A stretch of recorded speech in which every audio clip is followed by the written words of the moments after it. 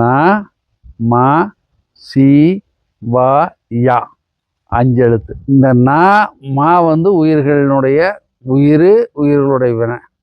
C வா யா இது வந்து சாமி.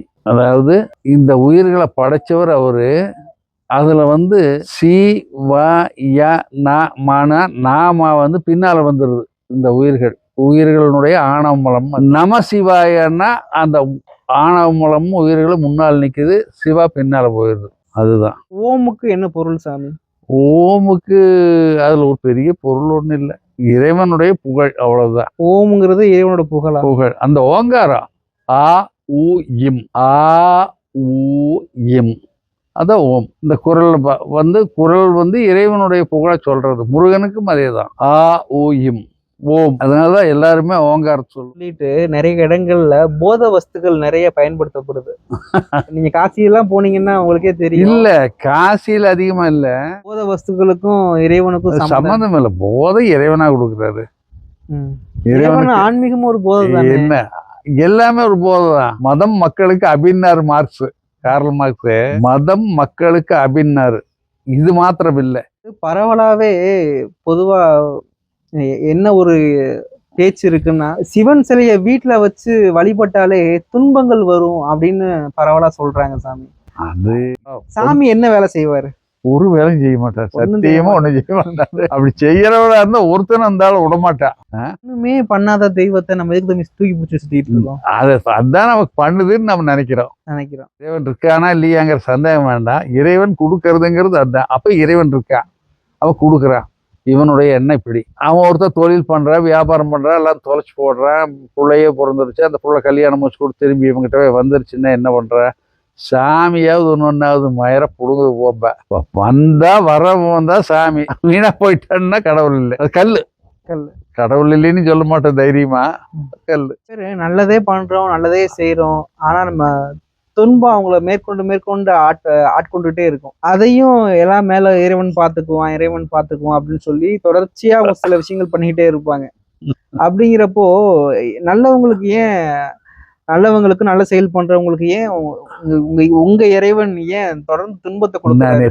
நான் முதல்லயே சொல்லி, எல்லாரும் பிறந்தவன் அத்தனை பேர் செத்தே போயிருவான் சத்தியமா. ஆனா இருக்கிற காலத்துல திருடுறவனும் நல்லா தான் இருக்கிறான், உழைச்சி சம்பாதிக்கிறவன் கஷ்டப்படுறான். அந்த இயற்கையினுடைய விளைவுகள் அதெல்லாம்.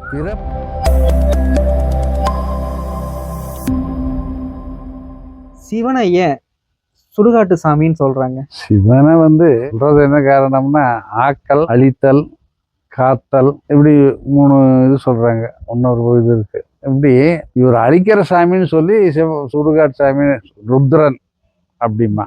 எல்லாமே ஒரே சாமி தான், ஒருத்தர் தான் இந்த எல்லா வகையிலும். ஆக்கல், அழித்தல், காத்தல், அருளல். அருள் கொடுக்கறது அவர் தான், படைக்கிறதும் அவர் தான், காக்கிறதும் அவர் தான், அழிக்கிறதும் அவர் தான்.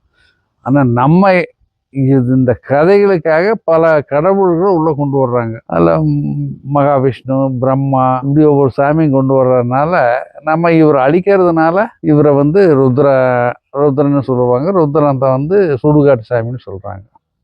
இன்னைக்கு கூட வடநாட்டில் இருக்கிற ஓங்காரேஸ்வரர்ல தினசரி ஒருத்தர் இறப்பாங்களா அந்த ஊர்ல. அவங்கள சுட்டு அந்த சாம்பலை காலையில் கொண்டு வந்து சாமிக்கு அபிஷேகம் பண்ணுவாங்க. எந்த ஊர் சாமி? ஓங்காரேஸ்வரர். எங்க? எந்த? 12 ஜோதிர்லிங்கத்துல ஒண்ணு. அது மட்டும் இல்லாம சிவனை ஏன் சாமி அழிக்கும் கடவுள்னு சொல்றாங்க?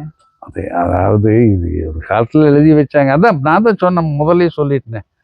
4 அவர் தான் செய்யறாரு. ஆக்கல், அழித்தல், காத்தல், அருளல். அந்த அருள் இல்லைன்னா நம்ம வாழ முடியாது. அவர் தான் படைக்கிறாரு, அவர் தான் காக்கிறாரு, அவர் தான் அருள் கொடுக்கிறாரு, அவர் தான் அழிக்கிறாரு. இந்த 4ஐயுமே நாம இதெல்லாம் ஒரு காலம் எழுதி வச்சாங்க. படைப்போட வேலை பிரம்மாவோட வேலை அப்படின்னு. ஆமா, அப்படி எல்லாம் மாத்தி எழுதி வச்சாங்களே தவிர எல்லாம் இறைவன் தான். எல்லாம் சிவனென நின்றாய் போற்றி, எரிசுடராய் நின்ற இறைவா போற்றி. சாமி, அது மட்டும் இல்லாம ஓம் நமச்சிவாய எல்லாத்துக்கும் தெரிஞ்ச மந்திரம். அது ஒரு மந்திரம். அந்த ஓம் நமச்சிவாய மந்திரத்தோட பொருள் என்ன சாமி? அதான் இந்த சைவ சித்தாந்தம். நா மா சி வா யா 5 எழுத்து. இந்த நா மா உயிர்களுடைய உயிர்களுடைய வினை. சி வா யா இது சாமி. அதாவது இந்த உயிர்களை படைச்சவர் அவரு. அதுல வந்து சி வ ய ந மன நாம வந்து பின்னால வந்துடுது. இந்த உயிர்களுடைய ஆணவ மூலம் நம சிவாயன்னா அந்த ஆணவ மூலமும் உயிர்களும் முன்னால் நிக்குது, சிவா பின்னால போயிடுது. அதுதான் யாங்கிறது உயிர்கள். ஓம் நமச்சிவாய அவ்வளவுதான். ஓம்ங்கிறது வந்து சேர்த்திட்டாங்க, அவ்வளவுதான். நமச்சிவாய தான். ஆமா, நம சிவாயா. நமசிவாய 5 எழுத்து மந்திரம்னு சொல்லுவாங்க அதையே.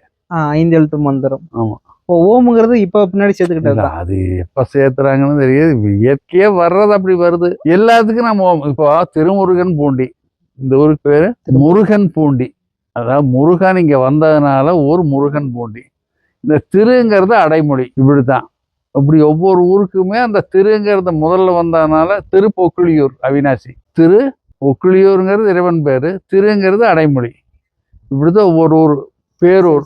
திருப்பேரூர். ஓமுக்கு என்ன பொருள் சாமி?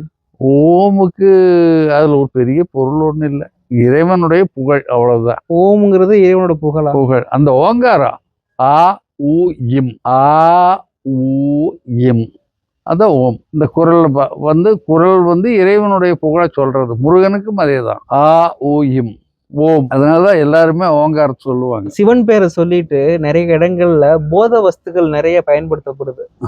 நீங்க காசியெல்லாம் போனீங்கன்னா உங்களுக்கே தெரியும். இல்ல, காசியில அதிகமா இல்ல.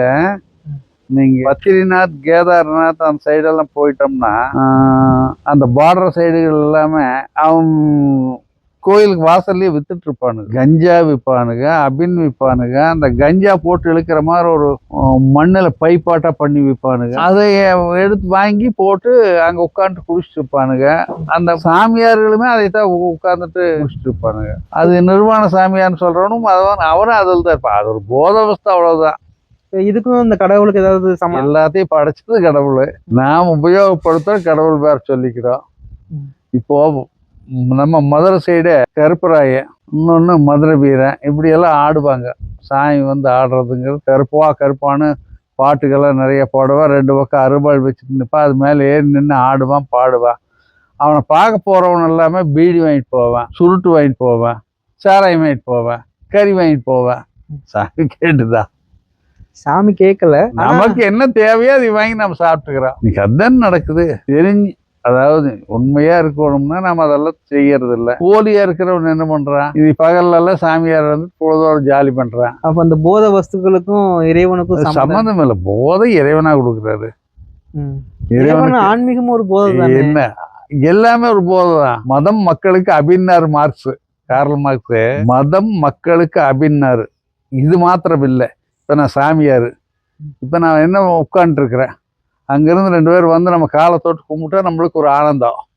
உடனே திண்ணூறு வச்சு ஹாய் எப்படி இருக்க, அவன் வந்ததையும் நேரம் அப்படியே நடுமரமாட்ட நின்றுட்டு உட்காந்துட்டு எந்திரிச்சு பேசிட்டு போனான்னா பாடுறா, நம்மளுக்கு தொட்டு கூட. இன்னைக்கு எல்லாமே இதில் தான் ஓடிட்டு இருக்குது. அப்ப என்ன நினைக்கிறான்னா, அவன் வந்து நம்மளை கும்பிடணும்னு நினைக்கிறது ஒரு போதை. நமக்கு போறோம், ஒரு கோயிலுக்கு போறோம், நம்மளுக்கு பெரிய மாலை போட்டு ஒரு சால்வை எல்லாம் போட்டாங்கன்னா ஒரு சந்தோஷம், தனி சந்தோஷம். இன்னைக்கு எல்லா சாமியாரும் அப்படித்தான் இருக்கா. இவன் ஒண்ணு போடா முட்டான்னா, இந்த நாய் பாரு, நாங்க அங்க போகணும், கோயிலுக்கு போகணும், ஒரு சால்வை போடல, ஒரு மாலை போடல, என்ன கோயில் கும்பாபிஷேகம் பண்ற அப்படின்னு சொல்லி இப்படி ஒரு போலியான உலகத்துக்குள்ள போயிடுறாங்க. ஆனா வெளியே கொண்டு வர்றது கஷ்டம். நீங்களும் அந்த மாதிரி உங்களுக்கு எண்ணம் இருக்காது? நமக்கு அந்த எண்ணம் இருந்தா இங்க இருக்க மாட்டோமே. அவ்வளவு ஓடிட்டே இருப்போமே. அங்க போனா கிடைக்குமா, இங்க போனா கிடைக்குமான்னு.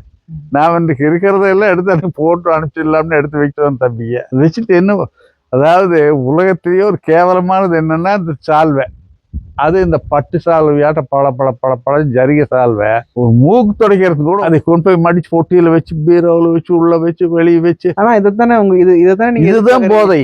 நீங்க அதானே எதிர்பார்க்கறீங்க எல்லா துறவிகளும் மரியாதை பண்ணணும். நான் துறவின்னு சொன்னேன்னா, எனக்கு பொண்டாட்டி இருக்குது, பிள்ளை இருக்குது. என்னவோ ஒரு குருநாதர் கிடைச்சாரு, நமக்கு ஒரு அருள் கொடுத்தாரு. குருநாதர் கிடைச்சாரு, நமக்கு ஒரு அருள் கொடுத்தாரு. நம்ம நல்லா இருக்கிறோம், இன்பமா இருக்கிறோம். எனக்கு இந்த அதிக எந்த போதைக்குள்ள போயும் இன்பப்படணுங்கிற அவசியம் இல்லை. ஏன்னா நம்ம இருக்கிறதே இன்பம். பேத்தி பார்த்தா இன்பம், பேரனை பார்த்தா இன்பம். இப்ப நான் துறவின்னு சொன்னேன்னா அப்படின்னு கேட்டீங்க. அப்போ நீங்க இப்ப நாங்க அப்படிதான் பார்த்து ஒரு துறவி அப்படிதான் நினைச்சுக்கிட்டு இருக்கோம். இது நீங்க நினைக்கிறது நான் என்னையே பண்ண முடியும். எனக்கு என்ன தேவையோ அந்த உலகத்துல நான் இருக்கிறேன். இப்போ அந்த உலகத்துல வாழ்ந்து கொண்டிருக்கிறேன். அந்த உலகத்துக்கு ஏதாவது பேர் இருக்கா சாமி? அந்த உலகத்துக்கு ஏதாவது பேர் இருக்கா? இது பூமின்னு சொல்றோம். நீங்க வாழ்ற உலகத்துக்கு ஏதாவது பேர்? ஆன்மீக உலகம் அவ்வளவுதான். ஆன்மீக உலகத்துல அவ்வளவுதான். இது ஒரு சாமி இங்க வச்சிருக்குள்ள கோயில். இதுனா இது வரைக்கும் நாமளே தான் பூஜை பண்ணுவோம், நாமளே தான் தண்ணி விடுவோம், எல்லாம் பண்ணிட்டு இருந்தோம். இறைவனாக பார்த்து ஒரு ஐயாவை கொண்டு வந்து விட்டாரு. அவர் காலையில் வந்து பூஜை பண்றாரு. இறைவனாக பார்த்து தம்பி கொண்டு வந்து விட்டாரு. அவர் தண்ணி விடுறாரு. இன்னொரு தம்பி கொண்டு வந்து விட்டாரு, கேள்வி கேட்கிறாரு. சரி சாமி, அதாவது பரவலாவே பொதுவா என்ன ஒரு பேச்சு இருக்குன்னா, சிவன் சிலையை வீட்டுல வச்சு வழிபட்டாலே துன்பங்கள் வரும் அப்படின்னு பரவலா சொல்றாங்க சாமி.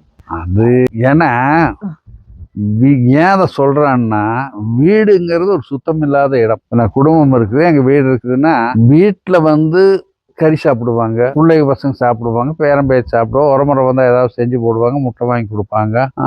அல்லது அங்கே ஒரு மது வருந்துறவன் ஒருத்தன் வந்தான்னா அதையும் செய்வேன். அப்போ மனைவி குழந்தைங்க அவங்க வந்து மாசமான 3 நாள் தூரமாகறாங்க. இது எல்லாமே வந்து நாம் அதை ஒன்றும் பெருசாக அது என்ன காரணங்கிறத நான் முதல்ல ஒரு விலைக்கு சொல்லியிருக்கோம் உங்களுக்கு. இப்போ பெண்கள் வீட்டு விளக்குன்னா இந்த 3 நாள் உதிரப்போக்கு அதிகமாக இருக்குது, அவங்களால வேலை செய்ய முடியாதுங்கிறதுக்காக அந்த காலத்தில் கிராமங்களில் வெளியில் வாசலில் ஒரு சாக்கு போட்டு படுத்துக்க சொல்லுவாங்க. அன்னைக்கு இந்த மாதிரி நாப்கின்கள்லாம் ஒன்றும் இல்லை. இல்ல சாமி, நான் கேள்வி வந்து இது இல்லை சாமி, உங்க கேள்விக்கு தான் நான் பதில் சொல்லிட்டு இருக்கிறேன். அதாவது இறைவனை வீட்டில் வச்சிருக்கலாமான்னு கேட்குறீங்க. இறைவனுக்கு போட்டோ வச்சிருக்கோம். அது போட்டோ வேற, சிவலிங்கத்தை சிவலிங்கத்தை வீட்டுல வைக்கிறதுனால ஒண்ணும் இல்லை. நான் தனியா இருந்தேன்னா சிவலிங்கம் இங்க இருக்கிற சிவலிங்கத்தை அங்க வச்சுட்டு போறேன். அங்கேயே பூசி பண்ணி கம்முன்னு படுத்துக்கின்னு சாப்பிட்டு போட்டு அங்க சில இடர்பாடுகள் இருக்கிறதுனால வீட்டுல வைக்க வேண்டாம். தினா குளிக்கணும், தினா துடைக்கணும், சாமிக்கு தண்ணி ஊற்றினா தண்ணி வெளியே போகணும், அது டிச்சுக்கு போகக்கூடாது, இதெல்லாம் இருக்குல்ல. இப்போ கழிவற தண்ணி எங்கே போகுது? டிச்சுக்கு போகுது. நாம் ஒரு சாமியை வச்சு அந்த தண்ணி ஊற்றினா அது எங்கே வரும்? வீட்டில் அதுவும் அதே டிச்சுக்கு தான் வருது. அதனால சாமி புனிதமானது. அந்த புனிதமான இடத்துல வச்சு வழிபாடு பண்ணா தான் அது புனிதமாக இருக்கு. நிறைய வச்சிருக்காங்க, வீட்டில் வைக்கிறாங்க, வழிபாடு பண்ணுறாங்க, அது வேறு சமாச்சாரம். அது வந்து ரொம்ப பெரியவங்கெல்லாம் வச்சுருக்காங்க தீட்சை வாங்கி. அவங்கெல்லாம் தனியாக, அதுக்கு ரூம் தனியாக இருக்குது, அதுக்குள்ளே யாரும் வரமாட்டாங்க, போக மாட்டாங்க. அதான் அன்றைக்கி நான் சொன்னேன், வேலம்பாளையத்துக்கு ஏகே சாமிநாதன் செட்டியார்னு ஐயா, அந்த மாதிரி இருக்கிறவங்க எல்லாம் இருக்காங்க. அவங்கெல்லாம் மிக பெரியவங்க. அதனால அவங்க வீட்லேயும் பெரிய சிலையெல்லாம் வச்சு பண்ண மாட்டாங்க. தீட்சை வாங்கினாங்கலாம் அந்த சிலை வச்சு பண்ணுவாங்க. இப்போ நாமளும் ஒரு காலத்தில் மேலே மாடியில் தனி ரூமில் தான் வச்சு பண்ணிட்டு இருந்த பூஜையெல்லாம், சின்ன சிலை. அப்போ வந்து நீங்க சொன்னீங்க வீட்டில் சிவன் சிலை வச்சுக்கலாம்னா அது ஒரு அளவு இருக்கு. இல்லை, அதான் கை இந்த அளவுக்கு சின்ன, ஆமாம், ஒரு சின்ன சிலையை வச்சு இப்போ நம்ம வச்சிருக்கோம். இந்த அளவுக்கு வச்சு நம்ம வழிபாடு பண்ணிக்கலாம். அது குருநாதர்கிட்ட தீட்சை வாங்கும்போது 2வது தீட்சையில் அது வரும், சிவலிங்க வழிபாடு. இப்போ அந்த தீட்சை இல்லைங்கிறதுனால நம்ம இப்போ இது நமக்கு இப்போ கழுத்தில் இதை போட்டுக்கிறோம், சாமியை சிவலிங்கத்தை கழுத்தையே வச்சுக்கிறோம். வீர சைவம்னு கர்நாடகாவில் சொல்லுவாங்க. அது மாதிரி இங்கே நம்ம குருநாதரும் அதை தான் வச்சுருக்காங்க. நன்றும் தீதும் நன்றும் பிறர் தர வாரா, தீதும் நன்றும் பிறர் தர வாரா.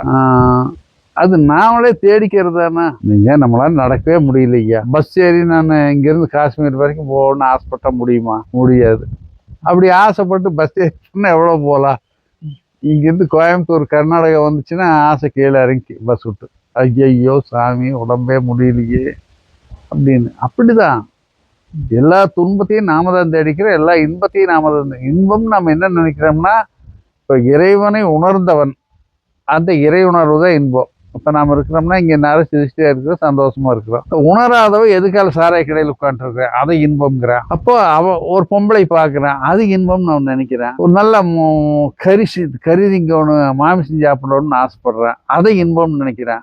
அது முடிஞ்ச பிறகு என்ன ஆகுது? துன்பம் வந்துடுது. சாராய கடையில் பேச்சாச்சுன்னா அப்புறம் அந்த துன்பம் வந்துடுது.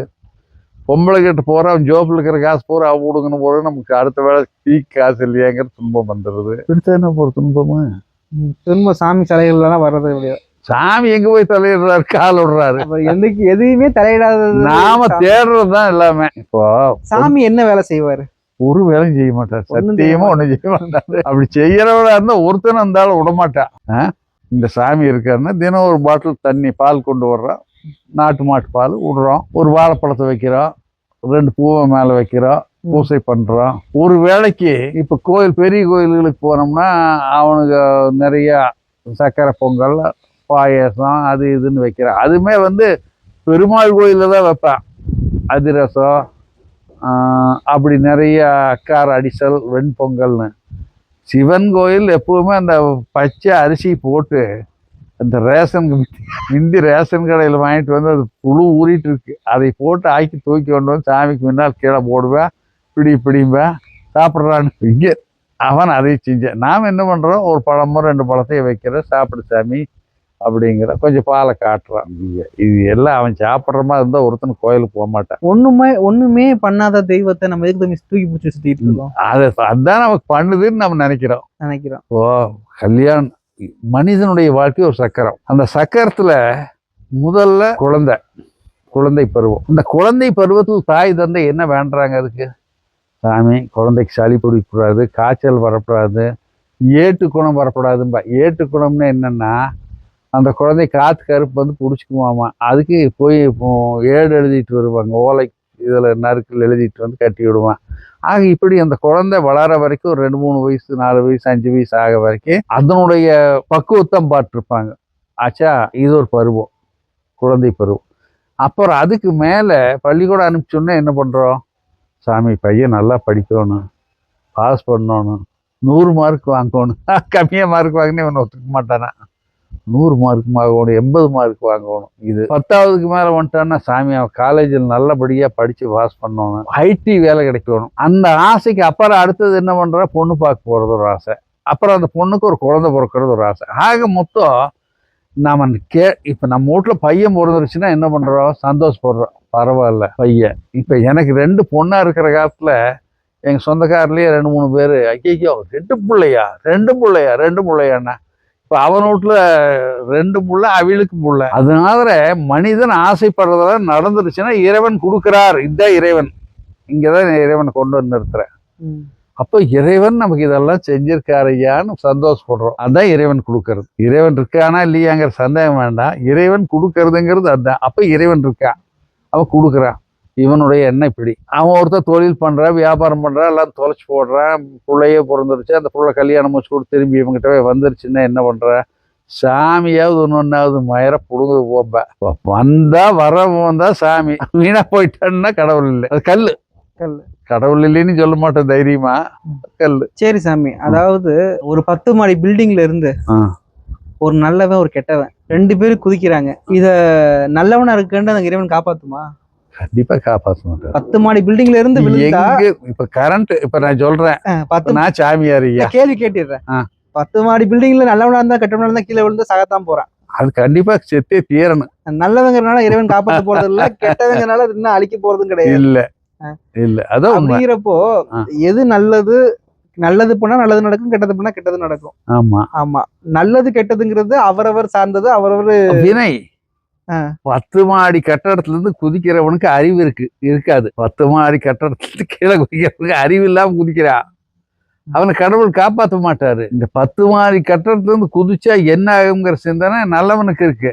இறைவன் அவனுக்கு குதிக்க வேண்டான்றாரு. இவ்வளவுதான் இதுல சின்ன விஷயம். அதாவது நல்ல வெயில் அடி, காலையில ராத்திரி பூரா வெடிய வரைக்கும் பனி. இப்ப ஊட்டி மாதிரி ஒரு நல்ல குளிர்ல ஒரு மரத்துல ஒரு புழு இருக்குது. அந்த புழு என்ன பண்ணுதுன்னா ரொம்ப குறுக்கி படுத்துருக்குது உள்ள. காலையில ஒரு 7 மணி 8 மணி ஆச்சு, அப்படியே லேசா வெயில் வருது. அந்த புழுவுக்கு ஒரே ஆனந்தம், அப்படியே தலை மட்டும் கொண்டு வந்து வெளியே நீட்டுது. அப்ப வெளியே நீட்டுற புழு என்ன பண்ணுது? அந்த வெயில் கொஞ்சம் கொஞ்சம் எச்சாக அதுக்கு ரொம்ப ஆசையாச்சு. ஆஹா, இவ்வளவு அற்புதமா இருக்குது, இது தெரியாம உள்ள கிடந்தமேன்ட்டு வெளியே வந்துடுது. வெளியே வந்து கொஞ்ச நேரத்துல 12 மணி 1 ஆச்சு, வெயில் அதிகமாச்சு. புழு என்னாச்சு? கருகி செத்து போயிருச்சு. அப்போ இது காரணம் என்னன்னா அதனுடைய ஆசை. வெயிலுக்கு ஒதுங்க உதவா வெறுநிழல் போல் கையில் காசு உதவாது காணும் கடைபிடிக்க. நம்ம உடம்புல இருக்கிற நிழல் உதவுமா? ஒரு பெரிய பாலைவனத்துல போயிட்டு இருக்கிற நம்ம உடம்பு நிழல் உழுது, அதுல நாம் ஒதுக்க முடியுமா? முடியாது. நல்லது பண்ணவனா இருந்தா அவனுக்கு ஒரு மரம் கிடைக்க அது கடியில் நிற்ப. அவங்க இருக்கிற காசு சமுதாயத்துக்கு பயன்படும். இந்த மாதிரி இருக்கிற ஆளுகளுக்கு அந்த காசும் கூட சமுதாயத்துக்கு பயன்படாது. இது வந்து கந்தர் அனுபூதியில் வரும். அது மாதிரி தான் உலகத்துல வந்து நல்லது சிந்திக்கும் போது இந்த மாதிரி புத்தி வராது. 10 மாடியிலிருந்து குதிக்கலாம்ங்கிற புத்தி வராது. புத்தி யாருக்கு வருதுன்னா ஜாராயத்து குடிச்சு போட்டு அறிவில்லாம மேலே ஏறி நின்னான்னா கீழே குதிச்சிருவேன், செத்து போயிடுறேன்.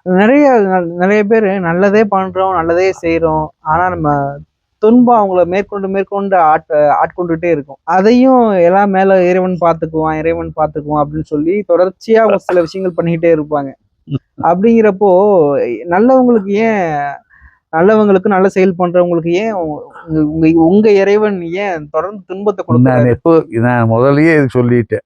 இறைவன் வந்து நீ 24 மணி நேரம் கட்டுப்பிடிச்சிட்டு இருந்தீங்கன்னா ஒண்ணுக்கு ஒரு வெளிக்கு வரு பசியாகு அது எத்தனை நேரம் கட்டி பிடிச்சிட்டு இருக்க முடியும்? சாமிதான், இறைவன் தான், சிவலிங்கம் தான், கட்டி பிடிச்சி முத்தமேஸ்டர்லாம் போட்டா போடுவாங்க. அது நல்லா இருக்கு, அதோட வேலை முடிஞ்சு போச்சு. ஆனா நாம் உழைச்சாதான் சாப்பிட முடியும். இறைவன் வந்து நமக்கு ஒண்ணும் கொடுக்கல அந்த ஃபைனான்ஸ் வச்சிருக்காரா? அது கந்த வட்டிக்காவது கொடுக்குறாரு, காத்தால் பொருளாட்டம் எடுத்துட்டு வீதியை வாடுறதுக்கு. அதாவது உழைப்பே உயர்வு தரும், முயற்சி திருவனையாக்கும். முயற்சியின்மை ஒன்னும் ஆக்காது, முயற்சி இல்லாம இருந்தா ஒண்ணும் நடக்காது. முயற்சி திருவனையாக்கும். இதுதான் உலகம். இல்ல அதாவது நீங்க இப்ப ஓடிட்டே இருந்தோம்னா தான் நமக்கு ஏதாவது 2 காசு கிடைக்குமே தவிர நாம் ஒரே இடத்துல உட்காந்து இறைவன் வருவா காசு கொடுப்பான்னா கொடுக்க மாட்டேன். இல்ல நல்லவங்களதான் எப்பயுமே இறைவன் சோதிப்பாரு அப்படின்னு சொல்றாங்கல்ல. சொல்றது நல்லாத்தான் இருக்குது, எனக்கு நல்லாத்தான் இருக்குது, எனக்கு ஒன்னும் சோதிக்கல. ஆனா கெட்டது விஷயங்கள் பண்றவங்க, கெட்ட சிந்தனைகள் உள்ளவங்க, உதவி பண்ணாதவங்க இவங்க எல்லாம் நல்லா இருக்காங்கல்ல. அது வந்து அவன் என்ன இருக்கிறான் இன்னைக்கு நிறைய தப்பு பண்றோம், பணம் நிறைய இருக்குது அவங்ககிட்ட, அவங்க அப்பன் கிட்ட பாட்டன் சம்பாரிச்சு வச்சிருப்பான். நமக்கு அவன் பண்றதா அவனுக்கு நல்லதா தெரியுது, நமக்கு அவனை பார்த்துன்னா பொறாமை ஆகுது. ஏன்னா நம்ம கிட்ட பணம் இல்லை, அவ்வளவு பணம். இன்னைக்கு இருக்கிற மந்திரிகள்லாம் இருக்கான்னா எப்படியோ திருடி எல்லாம் வச்சிருக்கா. 100 கோடி 200 கோடி 500 கோடி 1000 கோடின்னு சந்தோஷமா இருக்கிற வீட்டுல 10 கார் வச்சிருக்கா.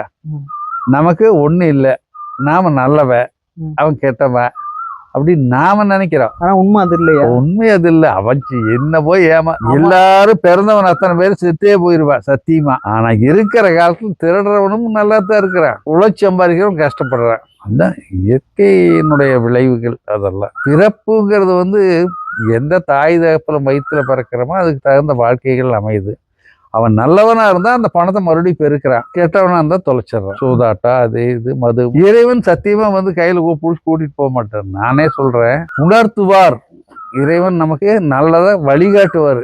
இப்ப நம்ம யாராவது கேட்கறாங்கன்னா இந்த அன்னைக்கே ஒருத்தவன் தான் கனியாமுடி போறதுக்கு அப்படின்னா இப்படியே நேரம் போகலாம்ங்கிற அவனுக்கு தெரியாது. அப்ப என்ன பண்றான், அந்த ரோட்ல போய் அப்படி வாங்குறான். அது ஹைவே ரோடு, ஒரு 5 கிலோமீட்டர் எச்சானால அவன் ஒழுங்கா போய் சேருவான். இப்படி போய் சொன்னோம்னா அவன் போய் 10 இடத்துல முக்கா நின்று தொழாவி ஆள் பிடிச்சி வழி கேட்கணும். அப்படி நல்ல வழியில் போனோம்னா நல்லா இருப்போம், வழி மாறி போயிட்டோம்னா தப்பாகி போயிடும். இல்ல அதுதான் இப்ப சொன்னீங்க, கெட்டது பண்றோம் நல்லா இருக்கான் அப்படின்றீங்க. ஆமா உண்மைதான். அந்த அரசியல்வாதிகள் எப்படி இருக்கிறாங்க, நல்லா இருக்காங்கல்ல. ஆமா அவ்வளவுதான். பணம் வச்சிருக்கா, இன்னைக்கு நமக்கு நல்லா இருக்கு, அவ்வளவுதான். நாளைக்கு என்ன ஆகிற, நாளைக்கு என்ன நோய் வருதுங்கிறது நம்மளுக்கு தெரியாது. அதாவது பாரதியார் என்ன சொன்னாருன்னா, ஒரு மனிதனை பார்த்து மனிதன் நோகும் காலம் இனி உண்டா? அதாவது ஒரு மனுஷனை பார்த்து இன்னொரு மனுஷன் நொந்து போற காலம் இனி வருமா அப்படின்னு கேக்குறான் அவன். அப்படிங்கிறப்போ இந்த காலத்துல ஒவ்வொரு மனுஷனை பார்த்து ஒவ்வொருத்தரும் நொந்து போயிட்டு தானே இருக்காங்க. நொந்து போறதுக்காக நாம தான் ஐயா ஒருத்தனை பார்த்து. இப்ப நம்ம இங்க உட்காந்துட்டு இருக்கிறோம், நமக்கு ஒரு அருமையான இடம், ஓலை தான் போட்டிருக்கிறோம், மேலே சிமெண்ட் சீட்டு தான் போட்டிருக்கோம், நல்லா உட்காந்துருக்குறோம், காற்று வருது, சந்தோஷமா இருக்கிறோம். இப்போ தர்மபுரம் ஆதீன மாட்டா நம்மளுக்கு அத்தா பெரிய ஒரு பெரிய மடம் இல்லையே, பங்களா இல்லையே, 10 ஆள் இல்லையே, புறகாண்ட பாரத்துக்கு 100 பேர் இல்லையே, பல்லக்கில் வச்சு நம்மளை எவன் தூக்கிட்டு போக மாட்டேங்கிறான்னு நினைச்சோம்னா துன்பம் தானே நம்மளுக்கு வந்துரு. நாம ஏன் அதையும் நினைக்கிறேன், நாம இன்பமா இருக்கிறதுக்கு வழி பார்ப்போம். சரி சார், நன்றி, மகிழ்ச்சி, வணக்கம்.